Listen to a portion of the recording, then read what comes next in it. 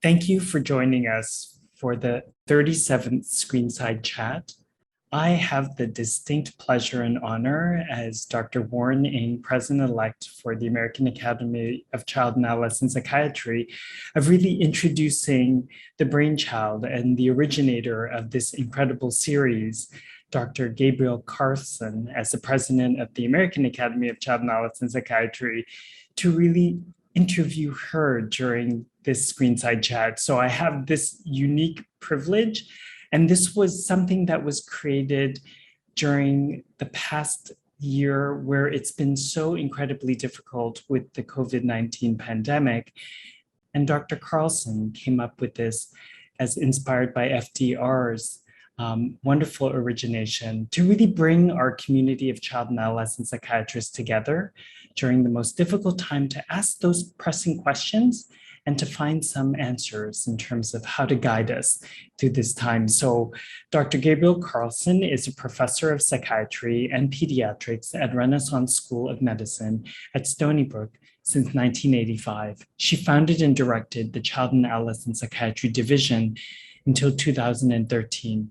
She is incredible and has written over 300 papers and chapters on phenomenology and treatment of child behavior and mood disorders.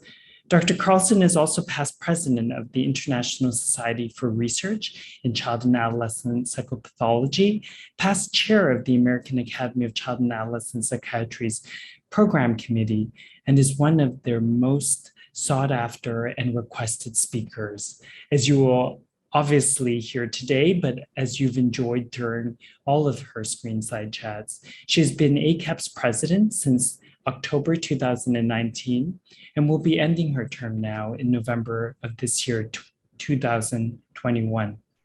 Her presidential initiative has been emotion dysregulation in children and adolescents, focusing on severe emotional outbursts. These are the sickest kids, and Dr. Carlson has shed light to illuminate all of us in terms of how to take care of these children, particularly when they represent those who need it the most. So today I have the distinct pleasure once again of introducing Dr. Carlson and really wanting to hear from you, Dr. Carlson, an update on your presidential initiative and how this experience has illuminated our field as well. So I guess that means I get to talk, huh? Yes. All right. Thank you, Kay. Well, first of all, stop calling me Dr. Carlson. We've been friends for a long time, and I think people know that we treat each other with respect, and I don't think they'll fall over if you call me Gay and I call you Warren. Thank you. Anyway, and thank you. We had talked about, and this is for the audience, we had talked about how to end the Screenside Chats, and it seemed like it would be kind of a fun thing to have the incoming president say goodbye to me or say goodbye to the event, and have me be the interview person for a change. And when Warren asked me what I wanted to talk about, I said I wanted to talk about my initiative because I've put my heart and soul into it for the last couple of years, and not a small amount of AACAP resources in terms of staff and time and energy, because I thought the topic was an important one. So I really wanted another venue in which to talk about it. By the time this airs, so this is, today is the third day, I guess, of the annual meeting, but by the time this airs, the meeting will be over. And so you will have had a chance, some of you, to have taken part in some of the things that I hope are a fruit of the initiative. So, Warren, I'm actually going to ask you a question for a minute. What is your understanding of what the initiative is supposed to be? Because you're formulating yours, right? Or you formulated it, you've got it right now. But what's this initiative supposed to be? What do you think people ought to know about the initiative? Well, I think people ought to know, and this is funny, you're turning the tables on me, and this is our Screenside Chat, so I'm just very mindful of the fact that, hey, aren't I the person who's supposed to be asking the questions? It's a dialogue. But I think that exactly what you're asking is, what the members have been asking for, and you've been presenting to our membership for decades. And many of the questions that come up when you've been program chair, but also during all of the Psychopharm Institutes, is what do we do with these kids and how can we treat them more effectively? And I think that what members want to know is, what are the interventions? What is the science? How can we best understand their needs? And is there a way to better categorize them so that we can best describe not only what we're seeing, but also understand what services, what interventions might be most helpful? So that would be my thought of what. Okay, so you did that perfectly. All the coaching about how to turn the tables back on the reporter, you get an A+ for that. So let me just say about the initiative.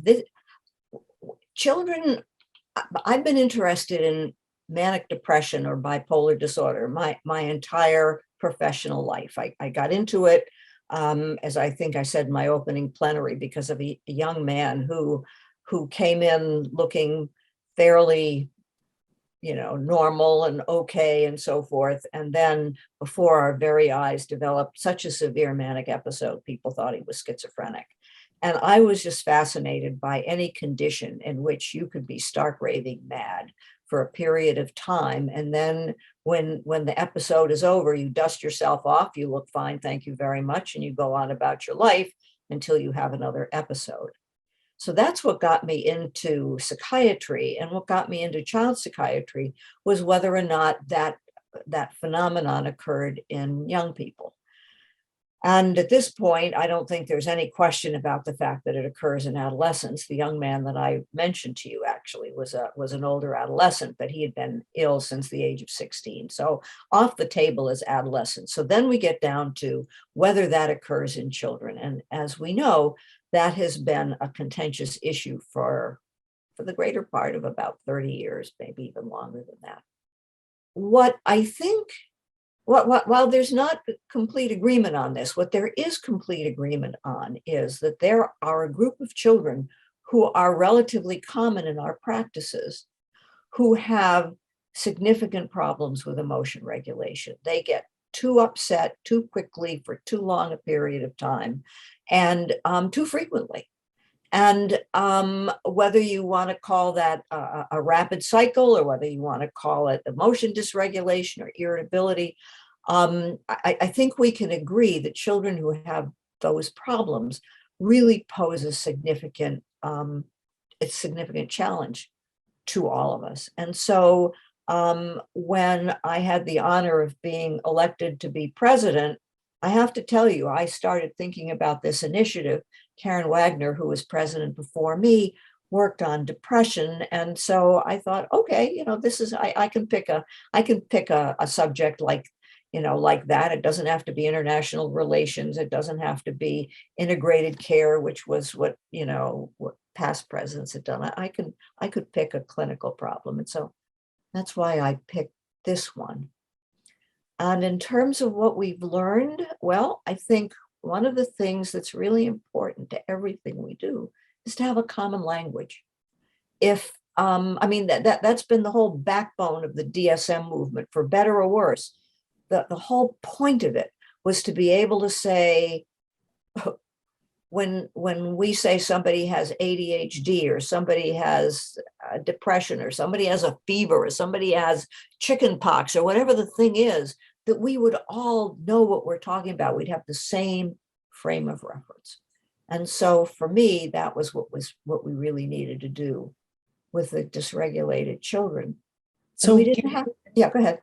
Can I ask you, so for our members' sake, how have they been otherwise been categorizing these children? And what has been your experience of how they may be misunderstood, mislabeled, and therefore not necessarily get the treatment that's most effective?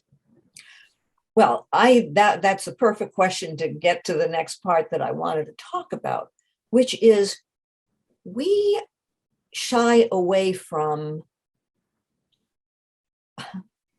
we euphemize a lot. I don't know if that's a word, euthanize. I don't know if euphemize is a term, but we euphemize a lot of things. And this is one of the things we euphemize. Rather than saying that children have explosive, severe outbursts of mostly it's anger, but it can be fear and anxiety sometimes. And it can be sadness and crying sometimes, but we don't want to say what that is. So we call it irritability, we call it dysregulation, we call it, we dance around it. We call it, well, we might call it aggression, except we get into trouble with aggression. And so we dance around the term. And so for me, one of the first things I wanted to be able to do was to have some consensus about what we call these things. And so it took some effort. We ended up calling it the things outbursts, and it's still up for grabs whether it's impairing emotional outbursts or serious emotional outbursts, but at least it's outbursts. And so that term is something that we thought, okay, if we get some consensus on that, maybe we could find a way of codifying it. Because Warren, if you don't have a way of identifying who the kids are, you can't study it. And what we've done is we've made diagnoses up in order to do it. And so that's, I think, where bipolar came from, is because bipolar is certainly registers something that's really severe and really, sort of over the top. And so maybe that's what this is. So bipolar for a while, conduct disorder, we don't want to call it conduct disorder, because conduct disorder sort of implies nastiness, and we don't want to put that judgment on there. And so then we came up with irritability, and irritability is a very nice scientific term to study, but it's vague. And so irritability can be how you feel as well as what you do. And so we thought, okay, why don't we see if we can come up with a way of defining this without making a diagnosis? And so now we've come up with the idea of what's called an R code, PQRST-R code. And the APA's DSM-5 committee is wrestling with whether or not to give severe or impairing emotional outbursts an R code that you can just put in along with the other problems the kid has. So if he's got ADHD and it's his outbursts that are getting him thrown out of school, you can have an R code. The F code is for the ADHD, the R code is the outburst. The kid has ADHD and PTSD because he's been traumatized, and you say, I don't know what's causing the outburst. Doesn't matter. You can put them both down and say R code, impairing emotional outburst. So you're able to be more honest about what's going on with a kid without giving him a diagnosis he doesn't have. And if we can get that launched, that will really be, I think, an important step forward in being able to be honest about what's going on with the kids. And then post hoc, we will be able to better understand and identify the kids to study them better.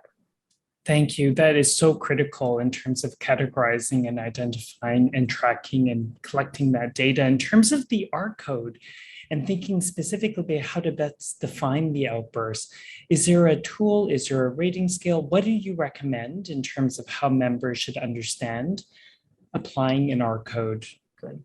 So just in terms of identifying conditions in general, I have always been a fan of rating scales. I don't know if it was my birth at Washington University and continued training at UCLA with Denny Cantwell, or maybe that's just who I am. But I think it's really important to measure these things. And so at our clinic, and what I recommend is having an overall measure that measures child psychopathology, even if you know what the kid's got when he comes in, he's dancing around the office, it looks like he's got ADHD, or child sitting there in the corner, doesn't look at you and is, looking very anxious and so forth. And you say, oh, okay, there's a kid with social anxiety. Even if you know what it is, there's a lot of things that you might not know. So you get a rating scale that's comprehensive. A free one is the Strength and Difficulties questionnaire. If you don't mind forking out a little money, there's, all sorts of other measures like the Child Behavior Checklist or the Connors series of rating scales or the BASC. But whatever it is, it needs to be normed. And then there's a series of other rating scales that are useful, including Argyris-Stringaris's affect reactivity scale, which is a 7-item scale that focuses on irritability. Carla Masevsky has a wonderful little scale called the Emotion Dysregulation Inventory, 6 or 7 items. And then I developed something that we call the EMO-I, the emotion inventory, the emotional outburst inventory, which talks about what the kid does during an outburst, how frequently, how long, how he feels in between, how he feels after the outburst, and what you can, what helps him calm down. And so with those 4 instruments, I think you really have a good way of focusing on general psychopathology, but also specifically on the outbursts. So how can and that will be available, I have to Yes. say. Another thing I'm proud of is our resource center that Catherine Gallanter has helped me develop. The rating scales will be available in that resource center. That's wonderful. That was actually, you took the question right out of my mouth in terms of just anticipating that. But I think in addition to that, you've also contributed to our literature. So thinking particularly about the Child and Adolescent Psychiatry Clinics of North America series. And yes. So what offerings might members also have available as part of your AACAP membership? So Manpreet Singh, my valiant co-editor, and I, she's on my presidential task force.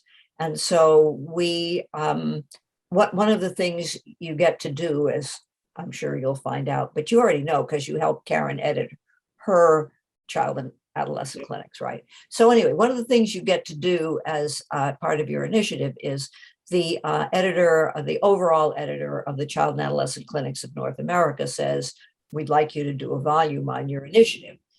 And so Gay, not being happy with just one, decided to do 2. So we have 2 volumes.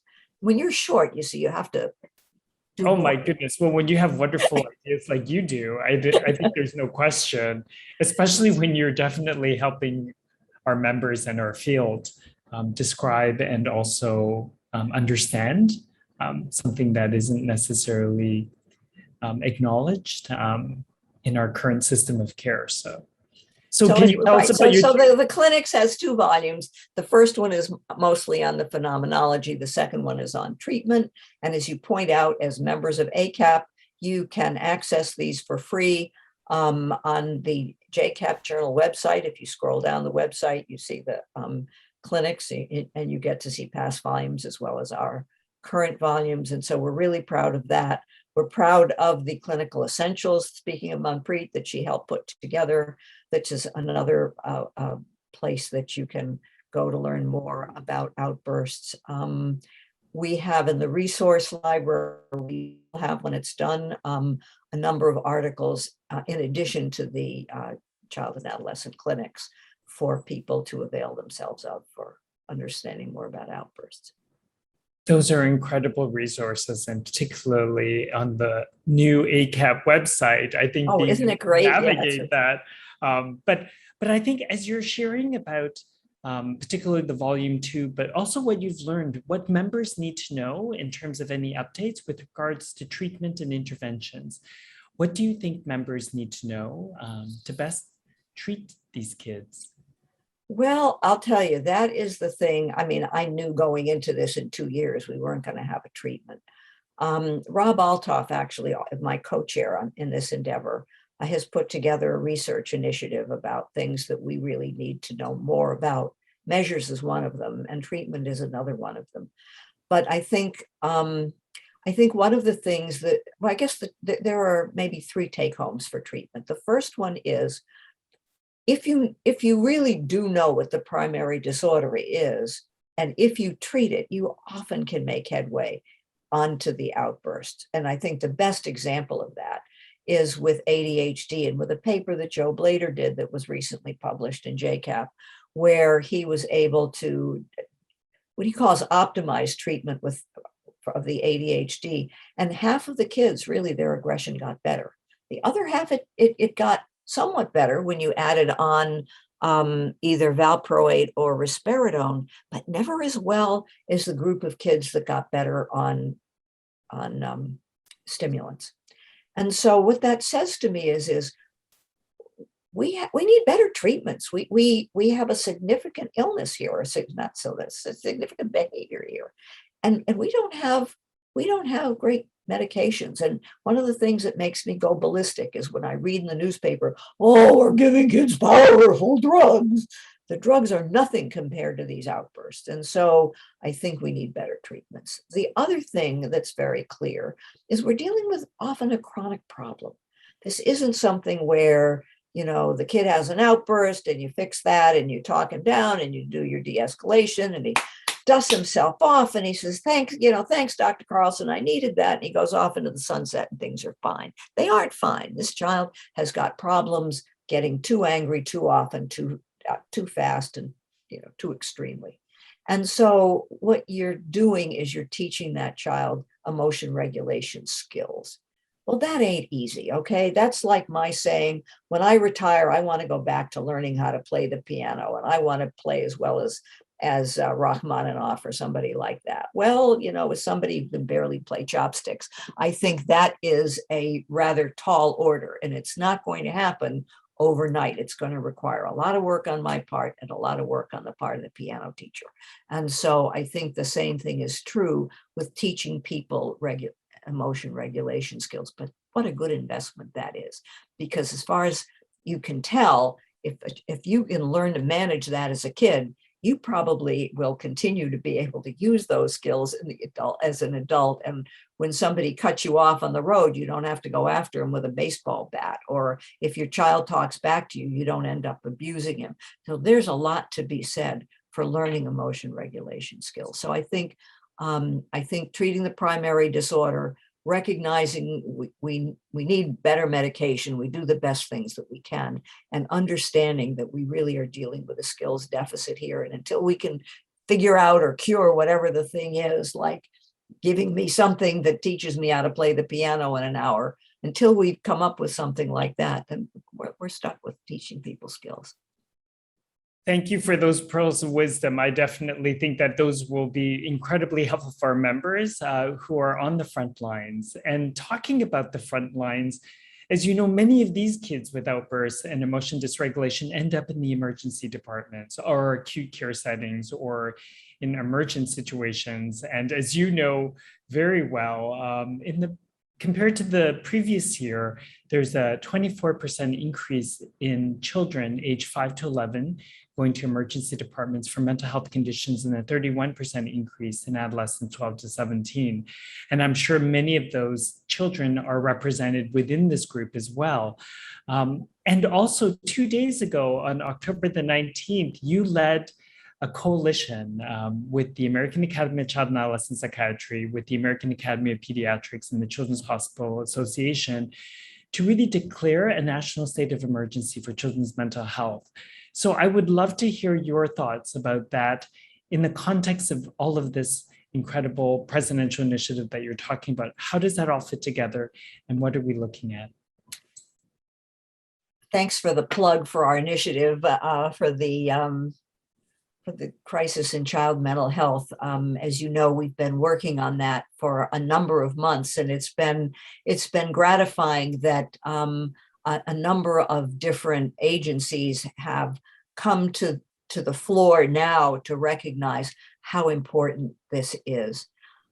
It really does fit with my initiative, Warren. I'm in the end stages with a colleague of mine here at Stony Brook, Will Farquharson, looking at our emergency room data and what children under 12 who were brought in by the police were brought in for. Imagine children under the age of 12 coming to an emergency room brought by the police. I can say, I'm a little melodramatic, but I can say the reason that they're brought by the police isn't because the police have gone in, the jackbooted thugs who've gone into the house and dragged these kids, into them. They came because they were called by the parents, a 911 call that the police have answered. But the police have got to say, yeah, this is a serious problem. And then we have to go to the emergency room. The way that breaks down in terms of problems, about 40% of those kids, now these are children 12 and under, about 40% of those kids are there for suicidal behavior. 30% of them are for these emotional outbursts. The remaining 30%, half of them are for both suicidal behavior and outbursts. I'm going to kill myself and I'm going to kill you. Okay, both. Yes. And the other 15% is, other sorts of stuff. So clearly we're talking with our kids with the emotional outbursts. We're talking about half of the kids who are coming into emergency rooms. For adolescents, I'm sure there's a greater weight on the suicidal behavior. But for the kids, let me tell you another couple of things about why this is important. We're going to have in about a year, a little less than a year now, the initiative of 911 to 988, the being able to have a mobile team instead of having to use police. I mean, I don't think it's even an appropriate use of the police. They don't want to be there. I don't think they're the best people to be there. So I think it's a really, I think it's a fine thing having to have people that are trained in mental health to be able to respond to what has been 911 calls. But anybody who thinks that the only thing we need is a mobile team and, everything is fine is wrong. So those kids that are brought in by the police have got 4 times more problems with anger, 3 times more likelihood of having been in the emergency room. And most of them have been treated, Warren. This is not an untreated population. They've been hospitalized, they've been treated, and they've had piecemeal treatment. And so one of the things that we really need to come to grips with, and this is where we as child and adolescent psychiatrists have an important and somewhat different role to play in the crisis of kids' mental health. We need to have the expertise and enough of us to be able to respond to the most seriously troubled kids that are not only already there because we know they're there, but you're going to unearth some more of them when you've got all these resources out there doing the primary care. And I can tell you, having worked with schools and doing their evaluation since 1990, most of the kids they send to us, I'm going to blow up the school, I'm going to kill myself, or the kid hasn't gone to school in months, or, those are the serious problems that child and adolescent psychiatrists have got to be there for. We have to be trained to do it. We have to have the interdisciplinary team to be able to do it. We have to have a place where we're able to work so that the child can remain in an environment which is conducive to being treated. And if he can't remain there, we need to have a place where the child could go until he can be there. So we have a particular set of expertises to bring to this endeavor about the crisis in child mental health. I'll get off my soapbox. Well, thank you for sounding the alarm, as well as drawing attention to the fact that it isn't just one solution. It's really a much larger, complex problem that requires coalition. And so bringing together the pediatricians and the Children's Hospital and every other group to really address this from a systemic perspective. Because as you're mentioning, the piecemeal treatment doesn't work.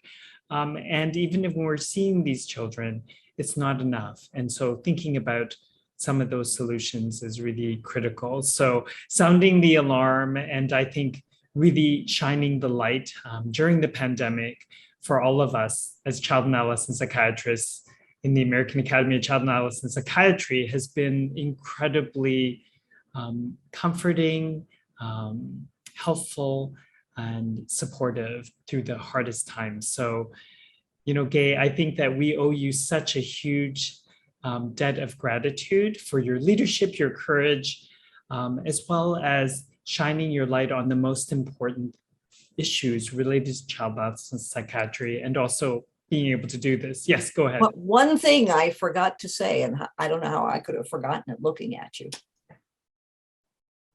As important as all of this is to all of us, one of the things we know is that the population of people who are most hurting, the most high risk, are our minoritized populations.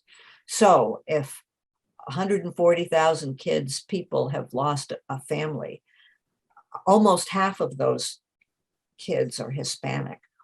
More than half of them are African American. And so in terms of being able to take a look at the outburst kids, to take a look at what kinds of treatments we need to make sure that we have got all of our bases covered, not just the ones that are the most convenient to cover.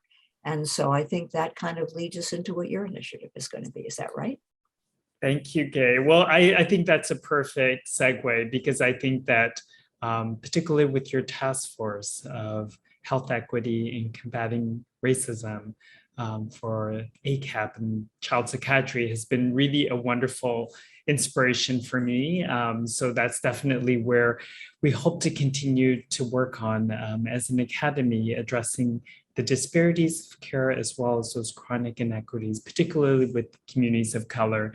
And during the pandemic, as you mentioned, so many children lost a parent and caregiver, 140,000 as estimated, as you mentioned, and 65% of those were ethnic minoritized youth and children. So thinking about just the numbers and the staggering impact on our children within our communities is critical. So thank you for that wonderful segue. I think it also speaks to your continuing contributions to child and adolescent psychiatry and how you've inspired us to really tackle the hardest problems, I think together as a community of child and adolescent psychiatry with courage, inspiration, wisdom, and love. So I really thank you once again, Gabe, for everything that you've provided for our field, our organization in child and adolescent psychiatry. And as we close these incredibly inspiring Screenside Chats, it is only appropriate to end with an incredible heartfelt thank you for everything that you've contributed during your term as president of the American Academy of Child and Adolescent Psychiatry, but you continue to be a leader always in terms of all of us and an inspiration. So thank you. Well, it has truly been my pleasure, and thank you. Thank you all very much for tuning in. This is Gay Carlson for AACAP's Screenside Chats. Provides Screenside Chats as a member in public service, but it is neither a legal interpretation nor a statement of AACAP policy. Reference to any specific product or entity does not constitute an endorsement or recommendation by AACAP. The views expressed by guests are their own, and their participation in Screenside Chats does not imply an endorsement of them or any entity they represent. Views and opinions expressed by guests are their own and do not necessarily reflect the views of AACAP or any of its officials.